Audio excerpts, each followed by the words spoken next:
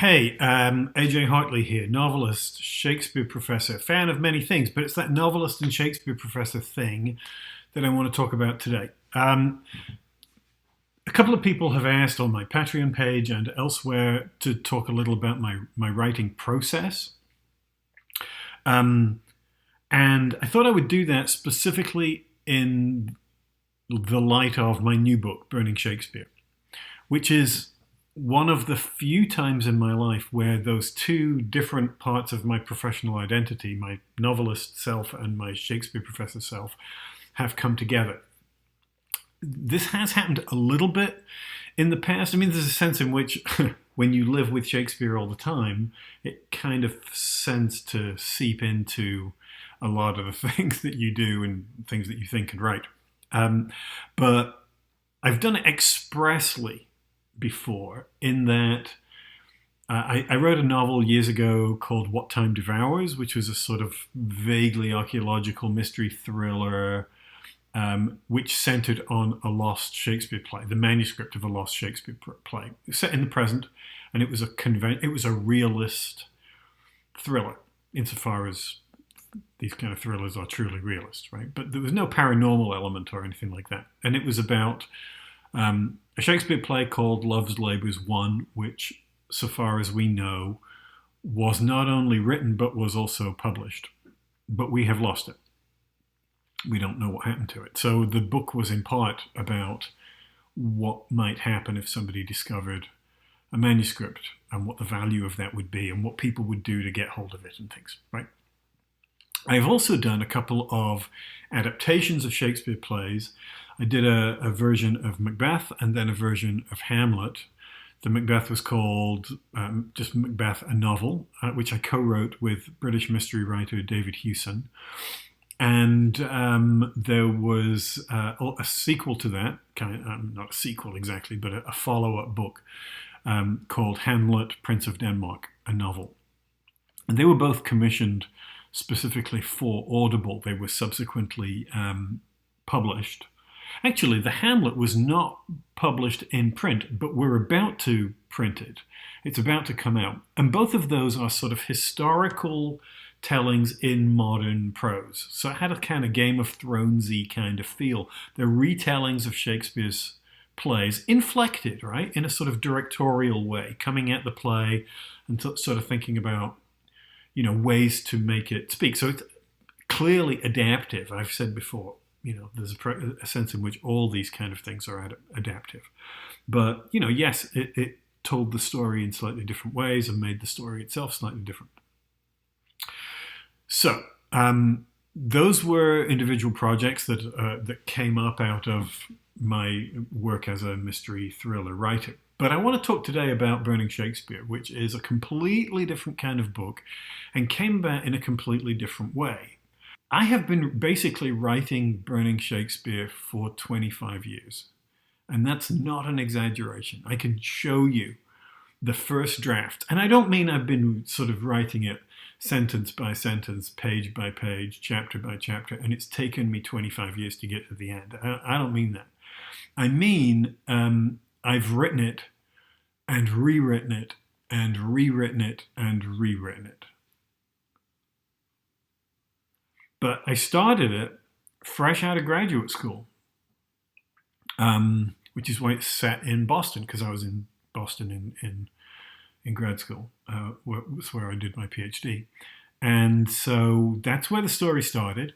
And, when I go back to those first drafts, it's almost unrecognizable. Different protagonist, different core elements of the story, different stakes, different emotional journey. It's a completely different book. The core idea is the same, right? A guy who hates Shakespeare sells his soul to the devil in order to go back in time and wipe Shakespeare out of history. And he has to do it physically. This is part of the rules of the story.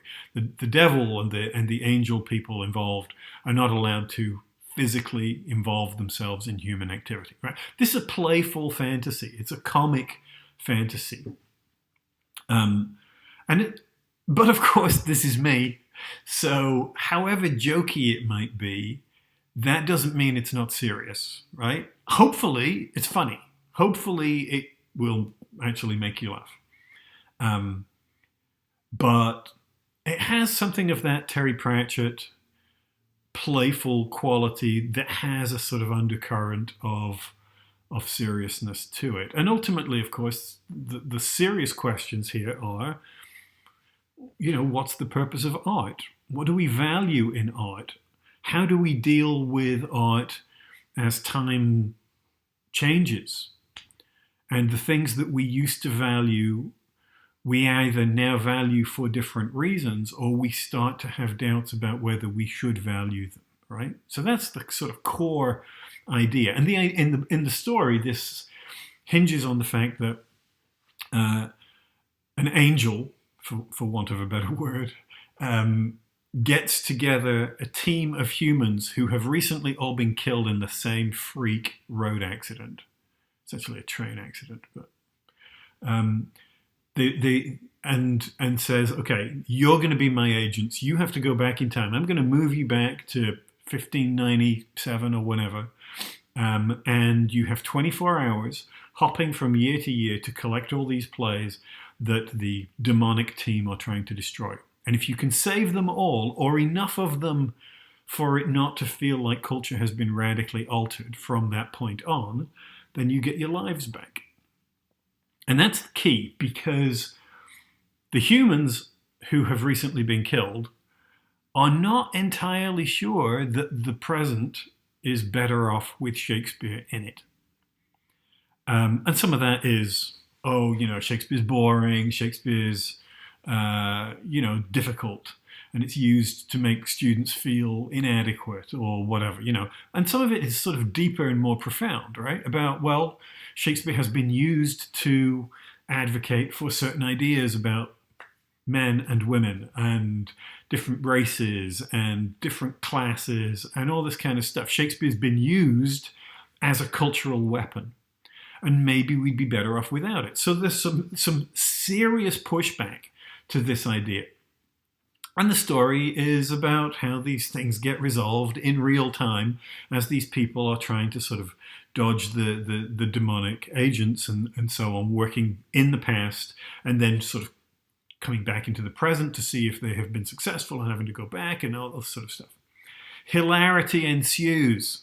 Let's hope so, anyway. But when I say, it took me 25 years to write this, it kind of had to,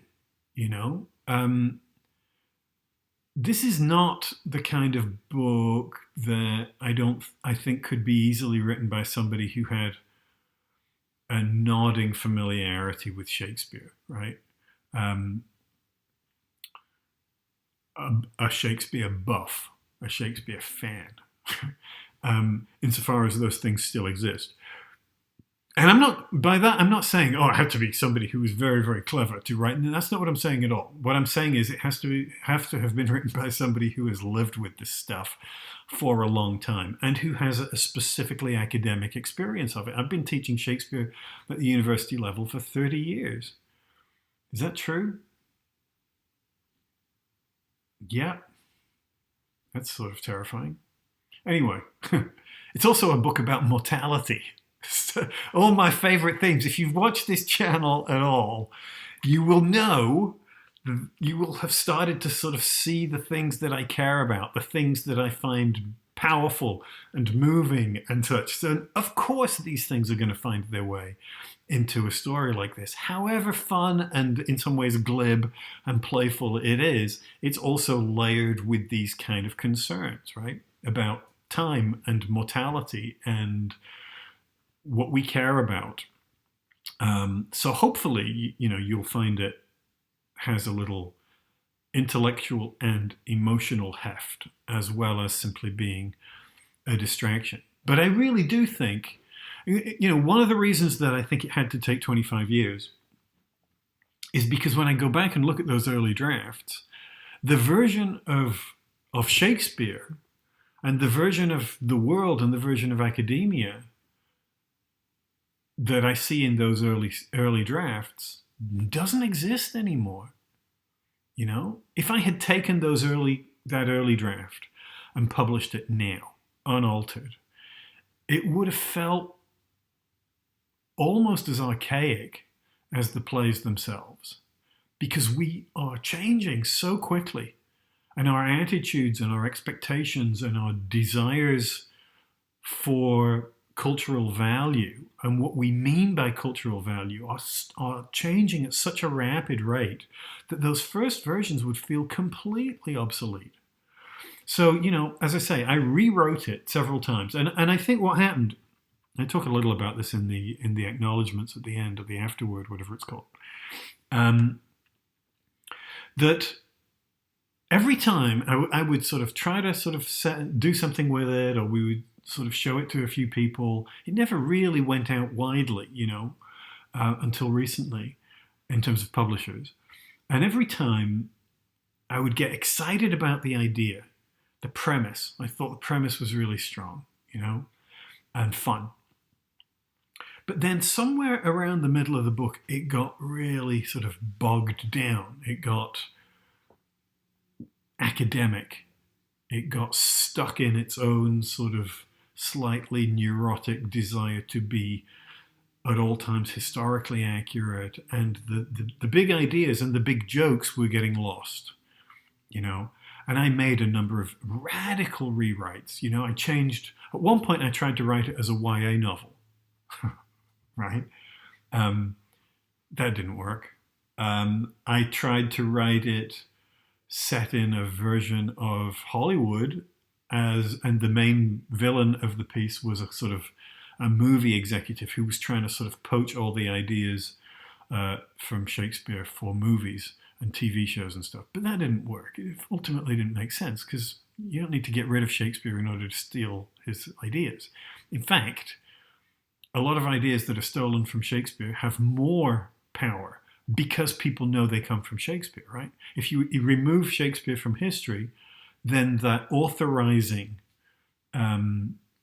sense of cultural value and legacy and authority goes away. So it didn't make sense. Anyway, so but the problem is, what you get excited about an idea and you commit to it, and it's months of work before you realize that it's not making the book better. It's just making it different. So I would put it aside and wait. And then, a little over a year ago, I thought, okay, I'm gonna take one more swing at it. And I had literally been coming back to it every 3 or 4 years, I would say. And I thought, I'm gonna take one swing at it. I reread it, and again, as ever, I was excited at the beginning and increasingly bored as it went on. Not just because the book was familiar, but because it just didn't really work. And I realized that the only way to do it was to take a wrecking ball to the entire structure.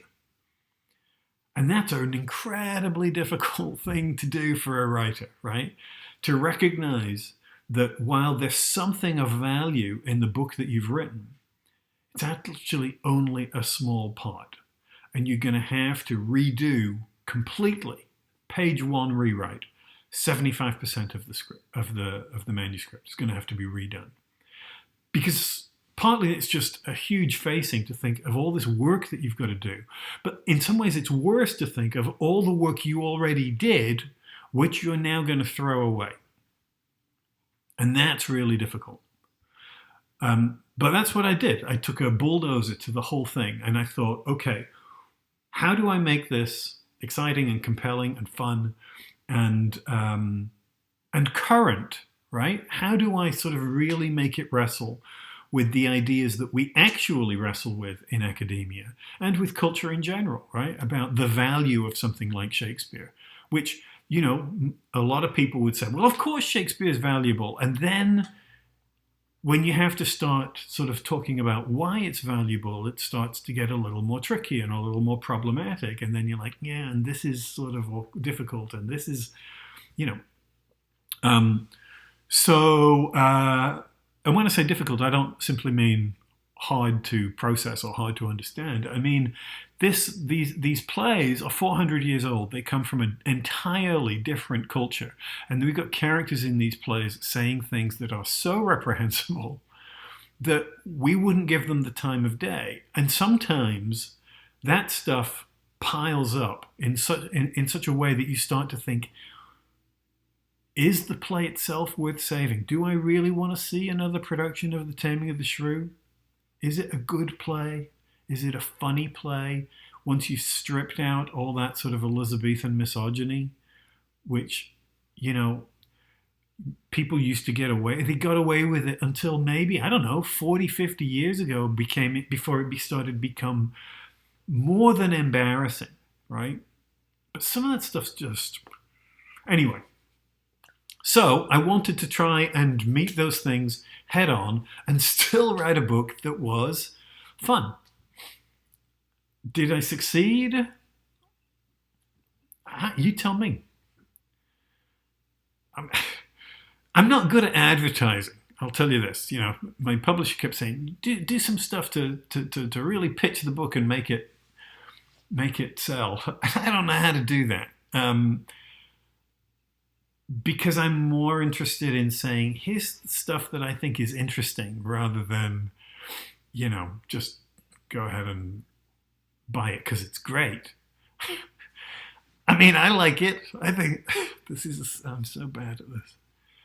I do like it, actually, though. I mean, one of the things about going back over a book that you've been working on for a quarter century is that if you can still enjoy it in its most recent incarnation, when you've done all the edits and you've gone through the copy editing and the proofing and the final cold reading and stuff, and it still actually has power to move, I found myself,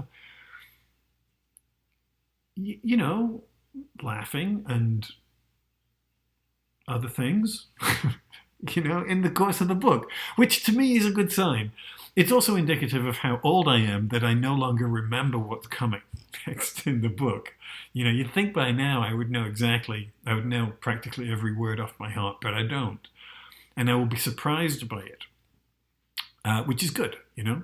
And it's also indicative of how radically I rewrote it, so that some of the things that I vaguely remember are part of earlier drafts and they don't exist anymore. So anyway, that's it. I don't know if this is going to help me sell this book, but yeah, I will, however, I will add. Usually, when you write a book, one of the things that you do is you'll send it out for little blurbs, usually by other authors, right? And they'll say, you know, a triumph, Richard Castle, whatever, right?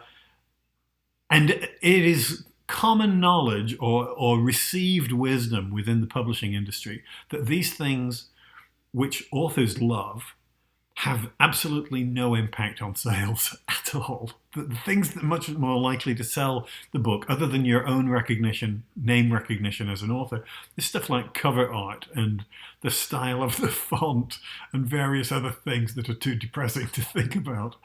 And nobody really cares about the little blurbs on the back that the author is always super excited about. But so with this book, we went a different direction.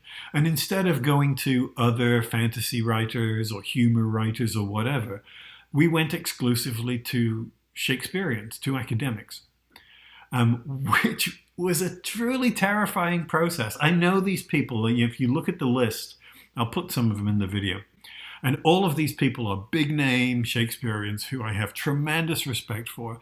And many of them I know, personally, but I know them in the context of being an academic, right? I don't know that they have... I know a couple of them had read some of my fiction before, but it's a totally different world. Totally different. And of course, the kind of fiction that I write is popular fiction, is genre fiction. I write about mysteries and thrillers and UFOs and magic and stuff, you know? This is not the sort of standard, literary fare that is read by Shakespearean academics, though it is exactly the kind of thing that Shakespeare used to write about, which I feel very strongly about. Anyway, so yes, it was quite nerve-wracking to send the book out to my fellow scholars and say, What do you think? Are you prepared to put your name on this?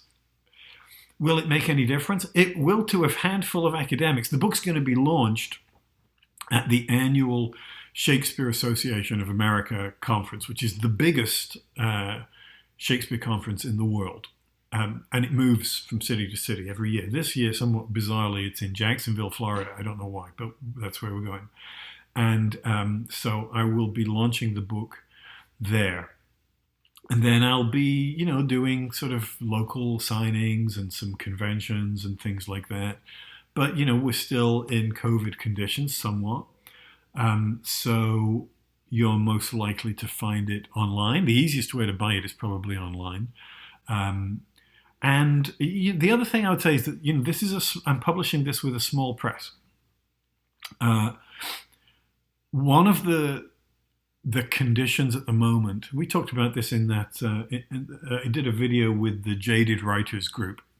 And one of the things that we talked about there was the idea that publishers at the moment, the big publishers, don't quite know what they're looking for. I mean, in a sense, this is always true, but they're often chasing they're chasing books that look similar to things that have sold very, very well recently.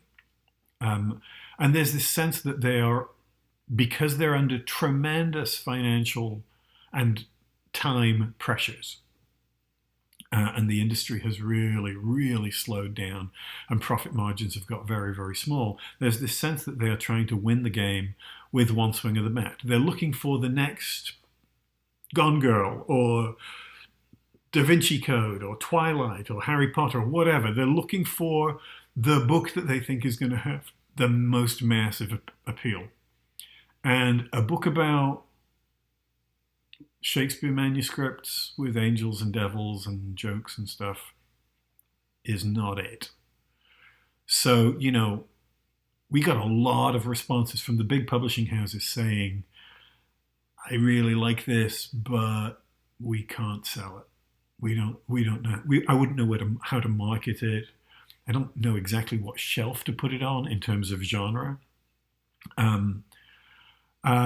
So, I finished up going with a small house, the same house, Falstaff, which did Impervious. And the great thing about working with a small press is that you have a lot of involvement, a lot of control over the manuscript, over the cover art, and all the rest of it.